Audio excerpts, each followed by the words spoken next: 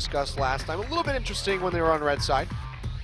We'll see if they still want to ban away the Zed, but no surprise there. Fiora is going to be the first ban from Afreeca. Which of the pocket picks will SKT have room to ban on red side? On blue side, you can ban away pocket picks, but on red side, you have to ban the OPs. Otherwise, there could potentially be something really juicy going over to the side of Afreeca. They've banned away Kog'Maw, which is pretty close to a must-ban champion, but has actually fallen through the draft multiple times so far in 6.4. Yep, and the result, before, but now Bard and Corki going to be taken away. The question is, do SKT take out the Nidalee? They did not do that in the first draft. It went through to Lyra, and he had a pretty strong game on it. So I'd be surprised if they let it go through. Well, SKT got really greedy and banned Zed on red side with their first ban, and then effectively had to give through Nidalee. Yeah. I think when you're on the red side, when you have the world's best mid laner in the history of League of Legends, and you have 5th pick, I think you leave open Zed, and if Mickey wants to blind pick it, you deal with it. Yeah, I completely agree with you. It's going to be Braum taken away here from Wolf. Afreeca have banned Lissandra in every single game so far. Makes it through the draft. Could be something that they want to consider picking up. Varus also available. That's very true. That was banned out in that last game. So there's a couple picks here that Afreeca has to really consider, and whether or not they want to go for it first to give SKT an opportunity to snatch it up. Don't mind the Gragas first pick. Once again, Kindred's the only champion that really duels with Gragas well and isn't available. It was Lyra who played fine on the Graves, but certainly doesn't have the same pressure. And Blank's played 2 games of Gragas in a row, so why not get him away from that comfort champion? Does make sense. Kallista's another one that actually made it through. We saw it in the second game, and Songyun played pretty well, but not sure if he wants to go for it again in this one. If you see 2 support bans, and specifically they've banned away 2 supports that deal really well with poke, Gragas and Varus would be an amazing next round to drop, but there's no way SKT will leave both those champions available. Yeah. You can see Kallista will be the first pick here for Songyun. And now SKT playing around with this Trundle and this Gragas. Trundle, of course, could be a bit of a flex. Wolf knows how to play that one in the support role, and Duke probably would be able to play that one on the top side. They were heavily considered picking Kindred into Gragas last game, but eventually got away from it to the Graves, which was one of his best picks when these 2 teams met a few weeks ago. We've gone a couple of patches since then, Graves since some changes, and obviously Gragas is well on top of the meta, so interested to see which jungle pick they go with. Will SKT show any of their solo lanes and give Mickey the chance to open up a Zed pick that you know he's desperate to pull out? We did see Snowflower play this Morgana in the first game. He's getting bullied out in lane initially, but by the end of it had a really strong performance, and it will be locked in yet again. So Morgana, Kallista for our bot lane duo. Makes for a pretty good Fate's Call once that Zhonya's Hourglass comes up. Absolutely, and the Black Shield might be useful in a 2v2 onto the Kindred to keep someone into the Lamb's respite, but certainly won't be enough for the whole team.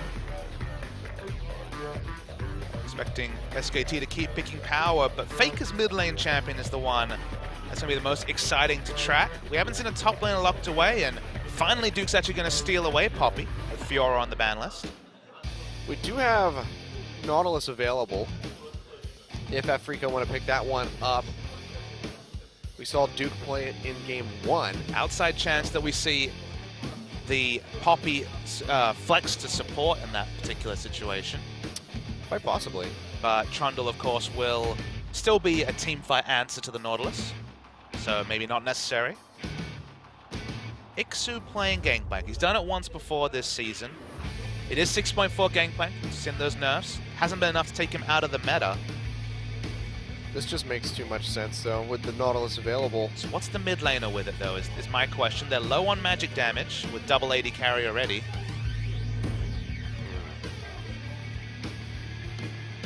Well, it looks like they might just completely ignore magic damage altogether and go for the Virus. This does a little bit of mixed damage, and obviously on 6.4 the base damages for Nautilus is still respectable.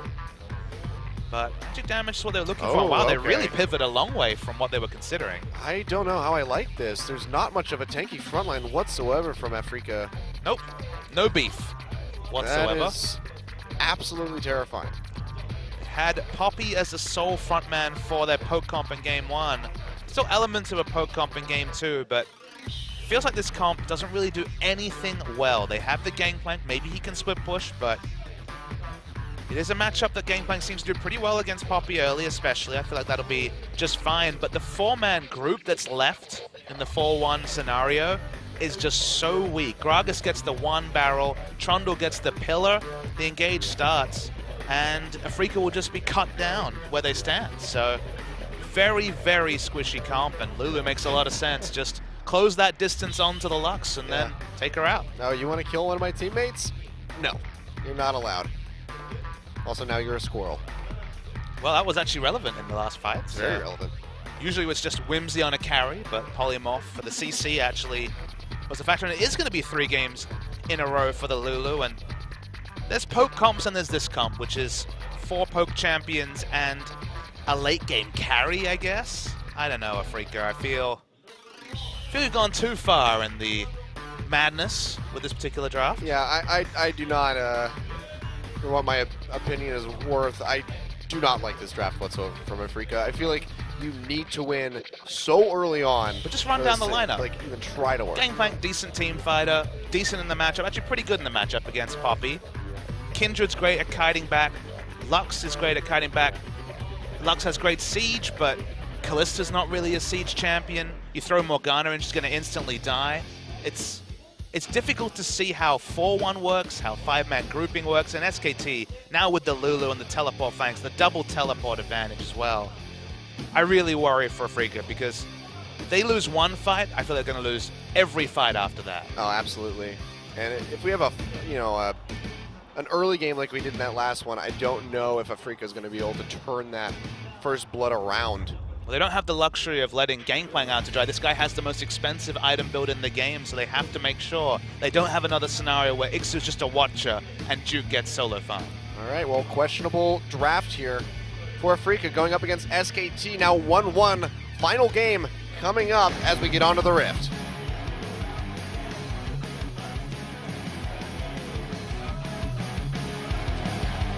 Everybody wants to rule the world. There's a room where the light won't find you. Holding hands while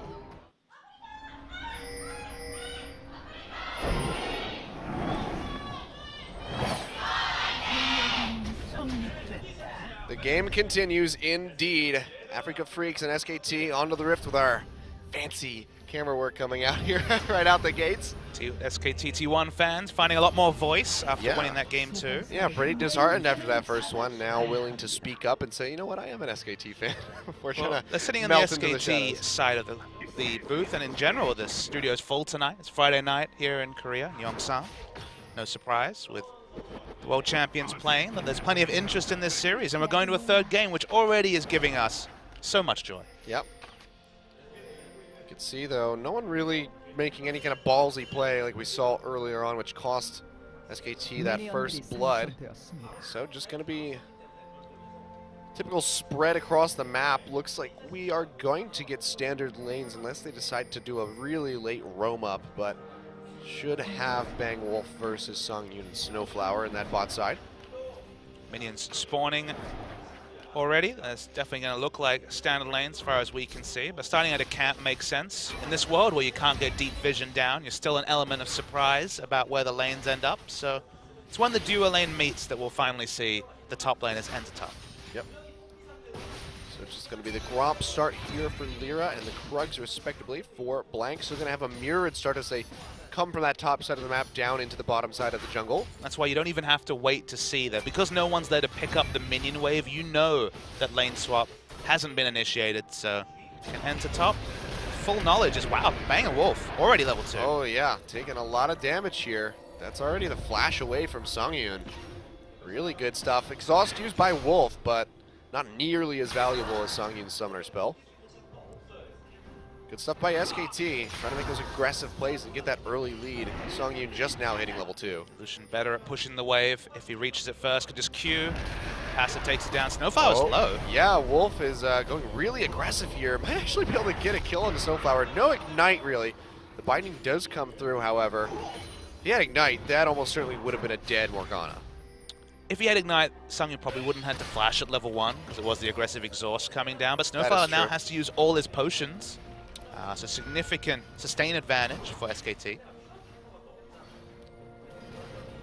Yeah, they just have complete control of this wave right now in this lane in the bot side, just trying to keep Sungin and Snowflower as far off as possible. Looks like Snowflower's trying to get a binding, but I don't know what kind of follow-up you'd really be able to offer onto it. It does allow for a free trade most of the time. You can get a couple of autos and a Ren stack in, so just looking for poke, adding questions to the mind of Banger Wolf.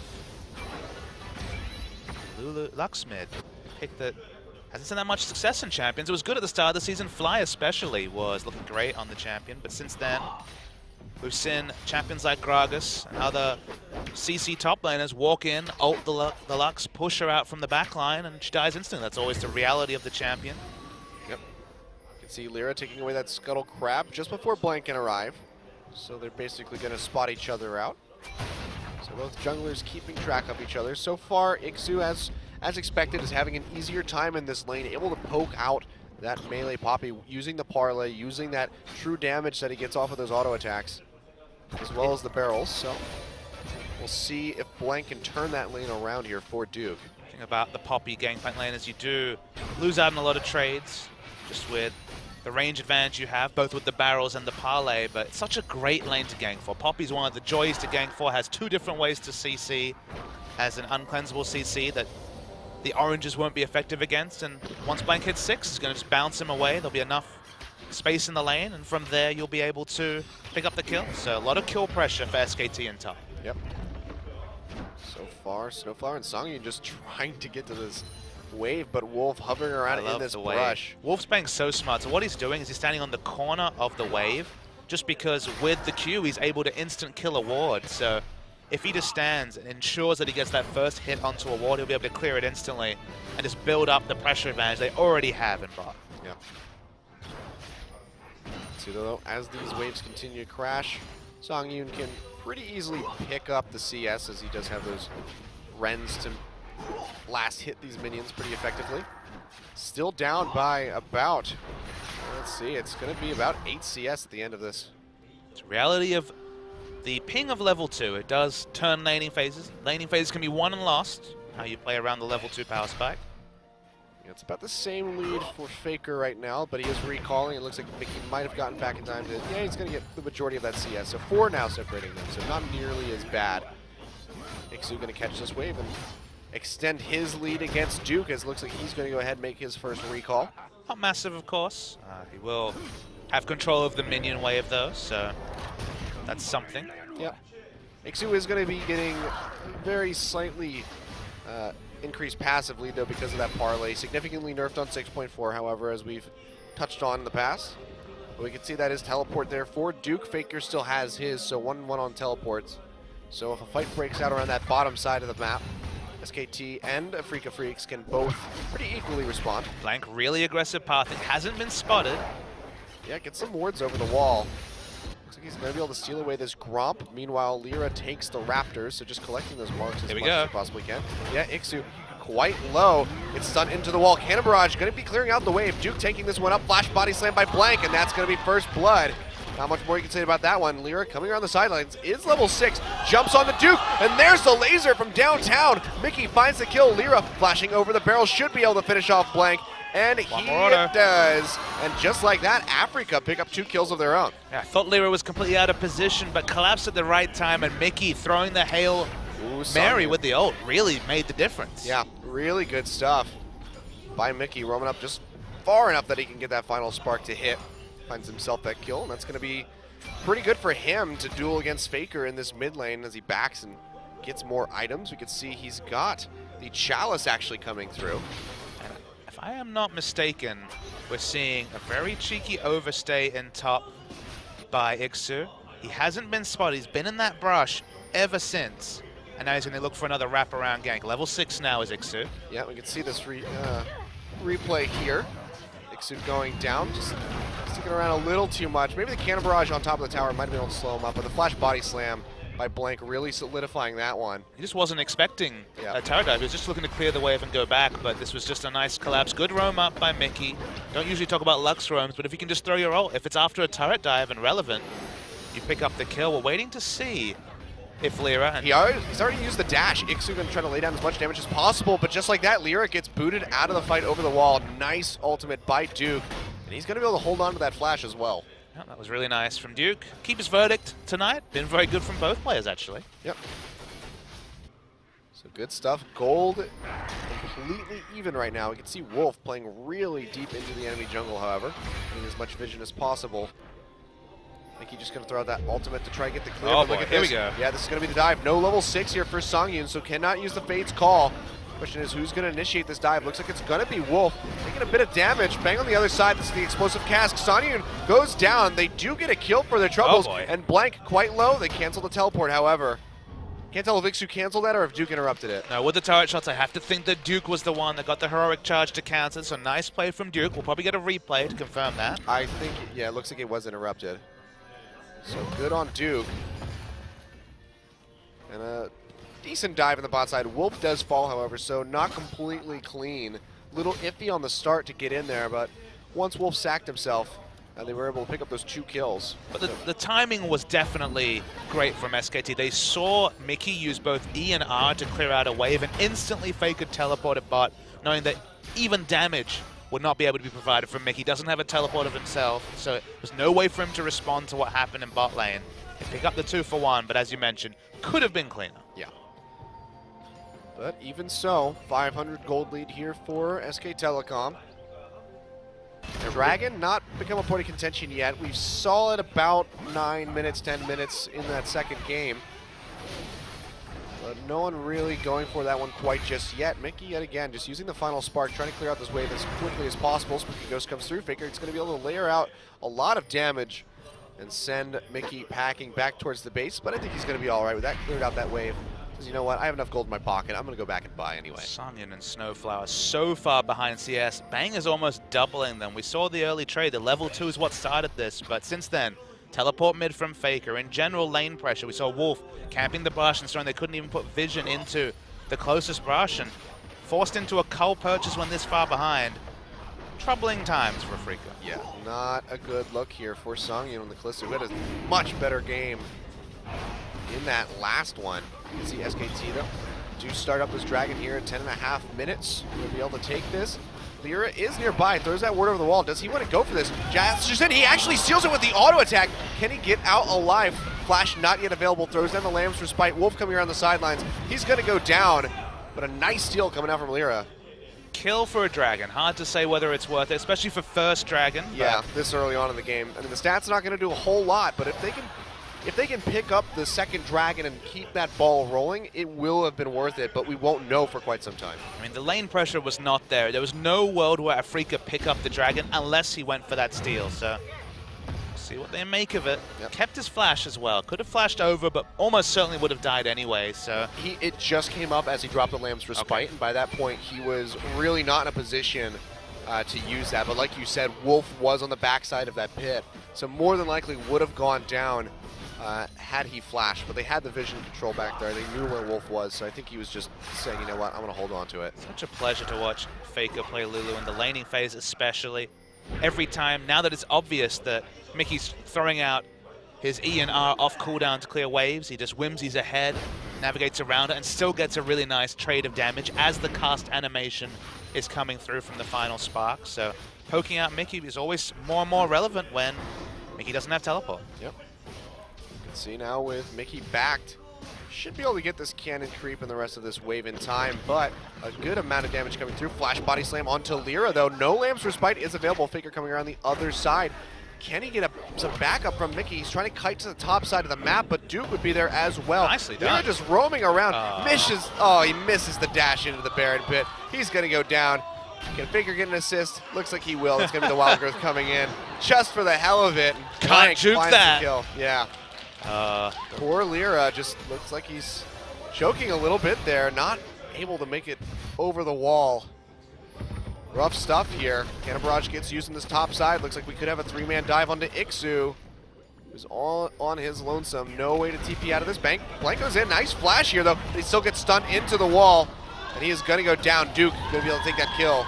And SKT looking quite dominant in the early stages of this game. They're just punishing the weak lanes. Remember, it's Lux in mid, immobile, can be dived. Gangplank in top, very low base HB can be dived. And they were winning the 2v2 and bot from level 2. So multiple losing lanes against Lulu, against the Gragas. And this time Blank is playing assertively. This is the Blank we saw at IEM who can make the early moves.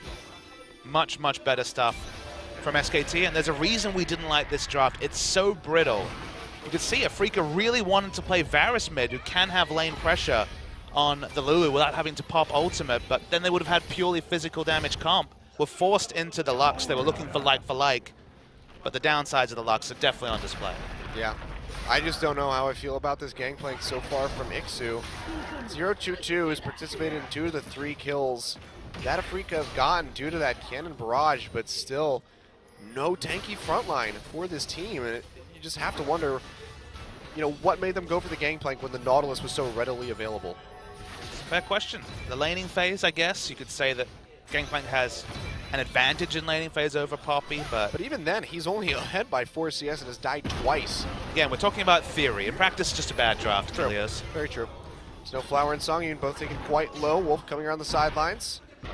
Doesn't look like he wants to flash in to try to get this kill, but that's just going to send them packing yet again. We can see Wolf stretching that CS lead, 97 to 143. Really strong on the solution. It's just going to take that much longer for Songyun to try to become relevant. Well, it's 3 losing lanes and a Devourer jungle, so this is sad times for Afreeca. Very sad times. After that first game that just looked so damn good from them, we thought maybe they were going to pull off the 2-0. And here, Lyra just getting collapsed on by Faker. Rift Herald trying to help out. Lamb's Respite comes down, but to what avail, I do not know. Gets pushed out and stunned into the wall by Duke, and he goes down. Duke finds the kill. Ixu and Snowflower unable to collapse in time, and just like that, SKT say, oh, look at that. There's a Rift Herald here. Let's go ahead and take it. And there's just such an advantage already for SKT in every lane and in neutrals. Okay, the first dragon, but it was at a heavy cost for Afreeca to steal it away. Oh, Wolf coming around the side. Ixu getting stunned into the pillar, cleanses it off with the orange, throws out the cannon barrage, but there's not much more you can do. Wolf does take that kill away from the team, but that's about the best you're going to get if you're Afreeca. The first time in the night, it looks like. Oh, tries to throw out the root on a Faker, misses everything, and now Mickey flashes into the pit, into the tower. He goes down. And SKT looking like they're going to be able to close this one out pretty quickly. It's finally looking like SK Telecom T1, the double world champions, against Afreeca Freecs, the young upstarts who have good strategies, but in general do fall against the top sides. Finally, SK Telecom looking like that top side. Okay, they won game 2, but this is the early game from SKT that they have the potential to pull off. They're going really aggressive. Doesn't have Lamb's Respite. Well, now Songyun coming in. They do root blank, but this is going to be the TP coming in from Duke as they re-engage. Fate's Call should take Snowflower to safety, and it does. Duke throws out the ultimate, boots his Callista away from the tower, and should be able to take this one down within the next wave. And this is silly time, Kilios. This is just, you know what? This is the competitive version of open mid, We've already won. where you don't want to get banned from future OGN events, but Afreeca just trying things. They're so far behind. Well, if we learned anything from that KT game earlier this week, it's don't try things. There are certain things that should just be kept in scrims. Yeah. Rough stuff from Afreeca. I was really, rooting for them. I was kind of hoping that we'd see the 2-0 and maybe get some more smack talk from Mickey. But it looks like all we're going to get is a dead Snowflower. Actually, maybe a dead Bang. No flashes and dashes away. No heals and dashes away. Flash from Wolf. Wolf keep themselves alive. The big issue is that Afreeca can't really enter lane in any of the lanes. Gangplank's is going to get turret dive the moment he shows up in top, because he'll have to overextend for farm. Lulu and multiple members just converge on the Lux. Now no flash, no heal, so easy to take down. And bot lane has been a disaster, keeping it at 50 CS, but no more in terms of disadvantage for Songyun. Multiple different ways. It's hard viewing for Afreeca fans. Yeah, I have a very complex question for you, Papa. And All right. I don't know if you have an answer for this one. I'm ready for a complex question with possibly no answer. That's exactly what you should send to your co-caster. How does Afreeca win this game? Well, the internet connection seems pretty good at Yongsan Esports Stadium, so... Oh, a lot of damage onto Mickey. I mean, I'd love to be glass half full, but I'm sorry, the care cup's empty. I got nothing. Yeah, I didn't think so. Mistakes. You heard it here. Mistakes. Look, SKT have made mistakes in Game 1 and Game 2. It would require a titanic mistake in this game, but when you think about the fact that 5v5, sieging, none of it looks particularly great against the comp that SKT have picked, so a do-over, a bug, Yeah, a restart, We need a game-breaking bug. and for the rule to be no remake on the draft. Yeah. Got to start a new draft, please. Wolf just going up here to probably out-trade Ixu. Especially yes. as Duke arrives. When the 3-level down support outtrades you. That's how you know that it's sad times. Had the exhaust and everything. I think he could have won it.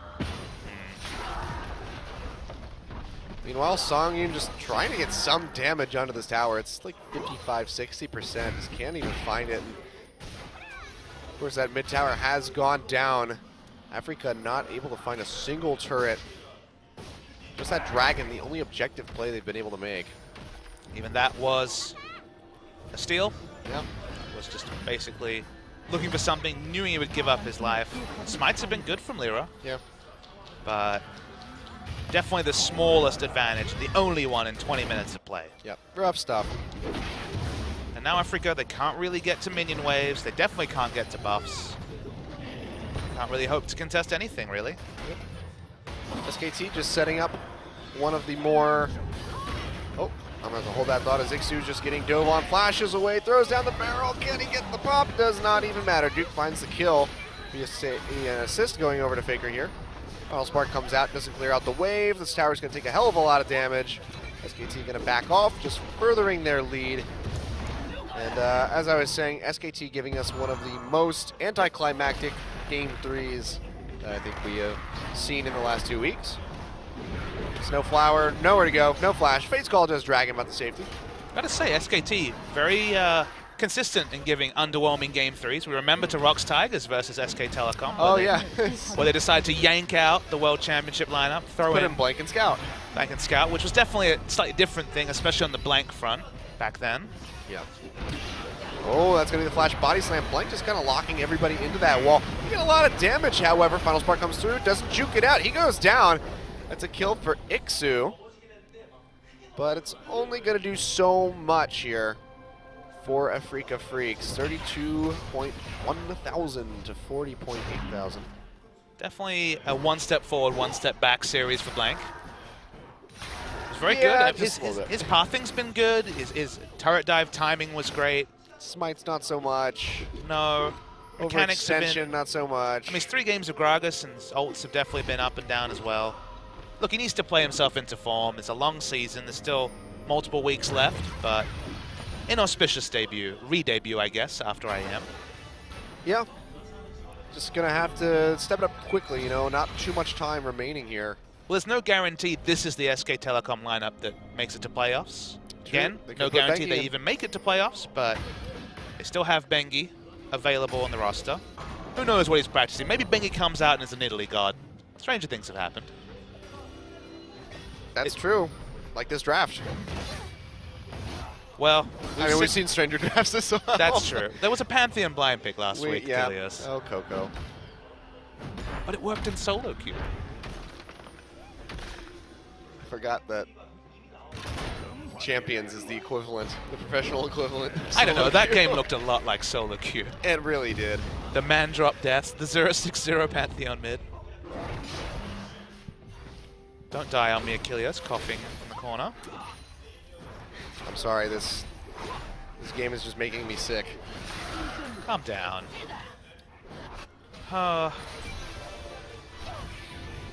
Yeah, just unfortunately not too much to say. All Afreeca can do is wave clear. Every time Mickey walks up to a wave and tries to ult, gets dive for it. Speaking of dives. Oh, yeah, speaking of dives, Lyra getting dove on, gets popped up in the air, but the Lamb's Respite is there. Now Duke, very far in enemy territory, has to flash to safety. Lear almost gets popped by that explosive cast, however.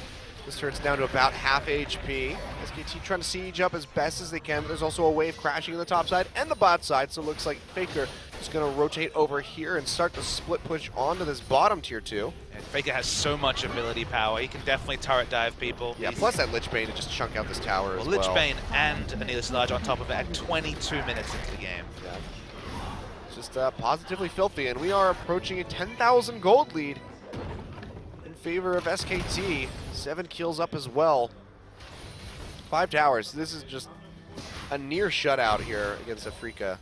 And the issue is, we come back to the draft, it's damage versus tankiness and engage, and we already weren't a fan, but the thing about damage is that damage is usually, in the history of League, been able to outpace tankiness. You pay more for tank stats than you do for damage stats. So my worry is that the fact that SKT are picking up snowball tank items before the damage is even built for Afreeca, just, I don't even know what a team fight looks like that they win, as Sungyun's dead. I think a team fight looks something like that, but with more people around it. Faker finding Sungyun by himself, takes him out with relative ease. The only thing he really had to use is just a wild growth, of course, hanging on to his other summoners for now. Just creating more pressure onto these towers. Third Dragon has spawned here, and we can see Blank is already there to start this one up, and I don't think there's really anything Afreeca can do to try to contest this. Well, he could just solo it while SKT apply pressure in 3 lanes. Yep. That's all of them, just to be clear. You're right. I never counted them out before. Thank you so much. You're a play-by-play caster. I wasn't sure if you could count to 3. Yeah, we're not very smart. Apologies to play-by-play casters. Yeah, I'm sorry, Doa. And everybody else. Right, Doa's not the only one. The only other one in the world. Only other one in Champions. Yeah. Monty sometimes, I guess. Yeah, well, not anymore. Unless I can help it. Doing a great job of denying the world, Monty. Not much more you can say about this game. You know what we can talk about, though? Have you seen that? No, you didn't see it, actually. I think we were talking about it a little bit earlier, that new Captain America trailer. I've heard the big takeaway. Is it a spoiler? I don't even know. I don't know. The trailer spoiler. Yeah. But some people probably want to know nothing about the movie. It's true. I guess I should say it. Prominent superhero But if you in it. want to be surprised and you don't know anything about the movie yet, go look at the trailer. So what you're saying is a sick trailer. It's a pretty damn good. Why don't we talk about something that everyone in this cast can enjoy? And that's what Caster Jun talked about last week to us. Ah, yes, of course. So I was chomping on some Telecom before this particular game. And what we were told is that actually the Telecom Champions effect has been observed because they are the main sponsor of Champions this season. They've had a 15% increase in sales, and now they are the most sold snack in Korea. The most popular snack in all of Korea. I want to know what they were before that figure, though. Not too short. Duke, though, with that TP flank on the side, just completely going to surprise Afreeca Freecs. So Spike comes down. Mickey just stuck in the middle of all this. Nowhere to go. He falls. Faker finds the kill. Lyra flashes the wall, but to no avail. Bang follows up, and he goes down. So far, it's a 2 for 0. SKT looking like they can do pretty much anything that they want on this map. 10 kills up, over 10,000 gold, and they're just going to go straight back over to this Baron. Afreeca, what do? Do they try to contest? Do they take their first tower in the mid lane? Well, they don't have Smite. Oh, there's Wolf. He's going to find Ixu.